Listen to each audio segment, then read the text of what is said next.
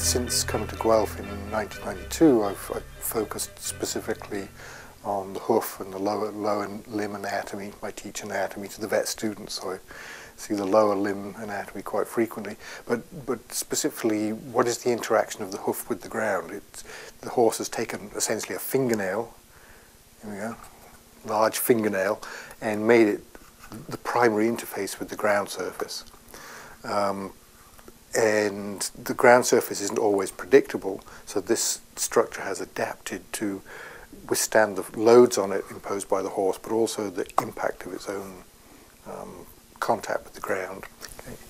Okay. In addition to teaching the DVM students, I've been involved with the Equine Guelph courses for a number of years, teaching functional anatomy and most recently advanced functional anatomy, which is really stretching the and challenging our students in some good ways. One of the aims of the research is to improve the lives of horses by reducing the injuries they get in their limbs. The limbs are very mechanical structures and they're injured by forces and loads in the same way as human athletes performing at high levels. There are a number of things that influence the rate of injuries, and what I'm looking at is how to reduce some of the factors that might cause injuries, specifically related to loading on the hoof itself. I think the benefit to horse owners in the long term will be, I will be able to, hopefully before I retire from this area of research, give them pointers on how to prevent certain kinds of injuries, specifically injuries related to putting on the wrong type of shoe, or injuries related to tracks, and a lot of the recent work I've been doing is specifically on helping to reduce the effect of tracks in causing injuries. As with a lot of basic research, there's the applications come down the road. You have to do the basic research before you do the applied research. In this case, the research is getting sufficiently applied that some of it's been reported in the new white paper put out by the Health and Safety in Racehorses Summit in the States. I was co-author of that white paper. The applications themselves, when we get a little more information, will help in the design of tracks in terms of the banking. That's this year's study is on banking, and also in the cushioning properties of the track surface to minimize injuries in the limbs of horses, not just in races but also in training. I don't see one major significant breakthrough in my research, but there's been a number of small incremental advances. For one, understanding how this structure, the hoof, makes contact with the ground. The horse is essentially relying on its fingernail to interact with a substrate, the ground, which can be quite irregular. And I spent a lot of time understanding how the hoof does absorb the shock of impact and the abrasion of grinding into the surface and the weight of the animal coming down. It's a multifunctional structure, and to go into the details of how it achieves all those functions would take forever, but just understanding some of that complexity in my own head and writing about it in some of the papers have been some of the accomplishments coming out of the research.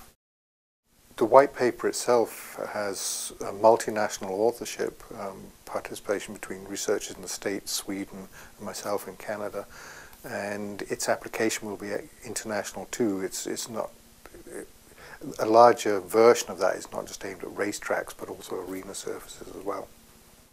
At the moment, the most challenging part is working with animals on the track. I would eventually love to be able to get data from animals in races, and we're not quite at that point with the technology, but it's getting very close. But even working with high performance animals in near race or near show jumping situations is really quite exciting, but it's quite a challenge, and working with the owners to be able to use animals of that caliber. And simply the logistics provide most of the challenge. By near race situations, I mean putting an animal out on the track with no other animals there and getting it up to near race speeds, but obviously with no other animals. It's not racing anything, it's just the jockey and the animal. The next steps in my research to expand in two areas, continuing with the track research, because there's a lot we can do to interact what I'm learning about how the horse interacts with the track and how some of my collaborators in the States and Sweden are researching on the surfaces themselves, the hardness and the slipperiness of the surfaces. And the other second component that I'm interested in is the effect of shoes. What happens when you put a piece of metal on the underside of this? How does that change the impact and the sliding and the weight-bearing ability of the foot? The way to attack these different sides, different approaches to a large question is by a sequence of fairly short experiments, and each experiment addressing only one piece of the big picture. And by getting small answers, eventually you build together the big picture. So for example, we might do an experiment in the near future looking at toe grabs of different heights on the same surface, and just see what is the effect of varying toe grab height on this surface, or maybe do it on a number of different surfaces with the same horses. But the question is very focused. Toe grabs, what do they do? We might do the same or similar experiment with a number of different shoes from different manufacturers or whatever.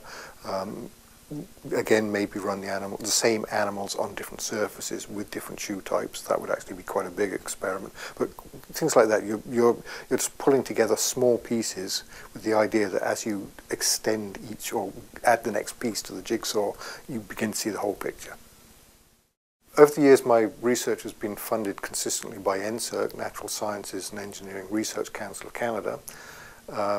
Equine Guelph, I've had a good track record getting funding from Equine Guelph because the research is relevant. And also more recently the Grace and Jockey Club, which shows that the research is getting international attention as well. Because I've done a number of projects going back at least 10 or 15 years on hoof mechanics in particular and hoof anatomy, the list of people who've helped with that is longer than my arm. Students, colleagues, owners of horses, trainers. I could list probably, if I added it all up, probably about 60 people. So without naming them all, let me thank them for their participation and collaboration over the years. Without continued support from funding through the Equine Guelph research program, my research program would certainly not be where it is today. I've had support for at least a dozen years, and in total it's probably amounted to probably 50% of the funding I've had for equine research, so that's a significant component.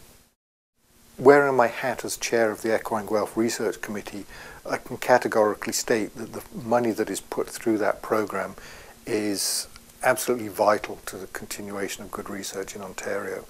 It provides most of the operating dollars for research directed directly at horses.